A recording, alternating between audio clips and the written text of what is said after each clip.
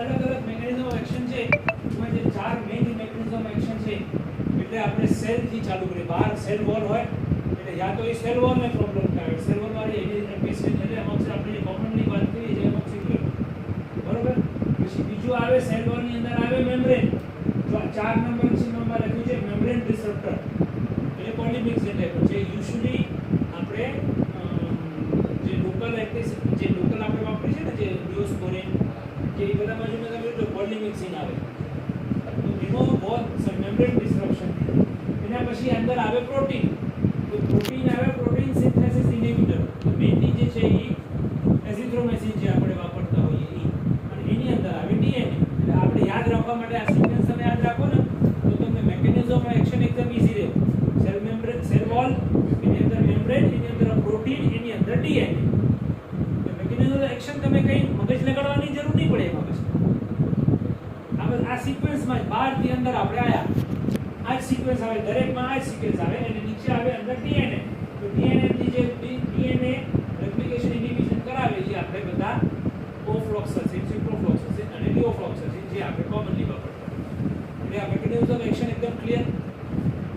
12 થી અંદર cell wall, membrane, protein અને ડીએનએ. એટલે હવે તમારે મેકેનિઝમ ઓફ એક્શન યાદ નહીં રાખવું પડે. હવે ઓટોમેટિકલી તમારે માઇન્ડમાં સેટ થઈ ગયું. પછી શું આવે? સ્પેક્ટ્રમ.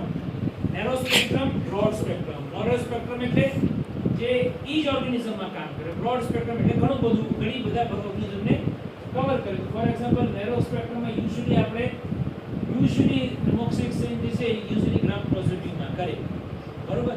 અને બ્રોડ સ્પેક્ટ્રમમાં સિફેલોસ્પોરિન જે ગ્રામ પોઝિટિવ, નેગેટિવ અને નેગેટિવ જેમ જેમ જનરેશન વધતી જાય એમ પોઝિટિવ થી નેગેટિવ. ફોર એક્ઝામ્પલ સેફ્યુરોક્સિન છે તો સેફ્યુરોક્સિન ગ્રામ પોઝિટિવ નેગેટિવ બેમાં કામ કરશે. સેફ્ટ્રાઇઝોન, સિફેલોઝોન સલ્ફેટમ આપણે વાપરીએ છીએ ગ્રામ નેગેટિવ. સિફેલેક્સિન વાપરીએ છીએ કે ઓલો બીજી સિફેલોક્સિન અને બીજી સિફાડ્રોક્સિન એ ગ્રામ પોઝિટિવ માટે છે. એટલે એ આખો બ્રોડ રેન્જ થઈ ગઈ ને એની, અને ઓલામાં તો ખાલી ગ્રામ પોઝિટિવ બરોબર. તો એ પ્રમાણે એનું સ્પેક્ટ્રમ પ્રમાણે ક્લિયર. હવે એકદમ ક્લાસિફિકેશન ક્લિયર.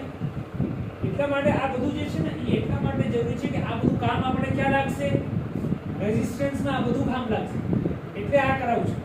એટલે આપણે સીધા રેઝિસ્ટન્સ ચાલુ કર્યો હોત પણ આમાં જરૂર એની પડશે. પછી કેમિકલ સ્ટ્રક્ચર પ્રમાણે એનું ક્લાસિફિકેશન આપણે કરીએ.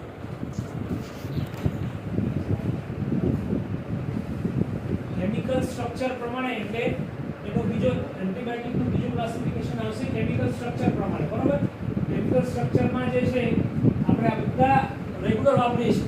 જે આ 5-6 છે બીટા લેક્ટેમ, એમોક્સિક્લોર, એનો જે કેમિકલ સ્ટ્રક્ચર છે ને એટલે એનું નામ બીટા લેક્ટેમ છે. એટલે એક એન્ટીબાયોટિક અલગ અલગ કેટેગરીમાં આવશે. ગ્રામ પોઝિટિવ હોય એમોક્સિક્લોર આવશે, નેરો રેન્જમાં બી આવશે, અને આ એનો કેમિકલ સ્ટ્રક્ચર છે એ પ્રમાણે આપણે ક્લાસિફિકેશન કરીએ છીએ. આ બધી રેઝિસ્ટન્સમાં કામ લાગશે.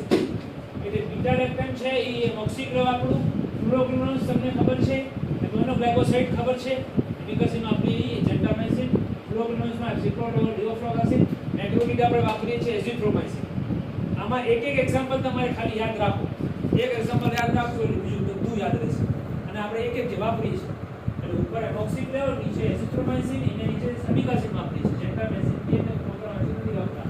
આમાં ડિઓફ્લોક્સાસિન વાપરીએ, ટેટ્રાસાયક્લિન વાળામાં આપણે ડોક્સી વાપરીએ બરોબર. અને છેલ્લે સલ્ફોનામાઇડ આપણે વાપરતા નથી પણ આ ટ્રાઇમિથાઇલ સલ્ફા જે ડ્રગ છે યુઝ્યુઅલી ઓલમોસ્ટ બંધ થઈ ગયું છે બરોબર. આ એનું કેમિકલ સ્ટ્રક્ચર પ્રમાણે બરોબર.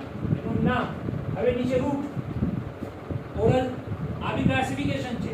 ઓરલ આપશું આપણે ઓરલ દઈએ, એન્ટીબાયોટિક અને ટોપિકલ જે આપણે લોકલ ટ્રીટમેન્ટ વાપરીએ બરોબર. આ ક્લાસિફિકેશન એટલા માટે મેં સ્ટાર્ટ કર્યું કે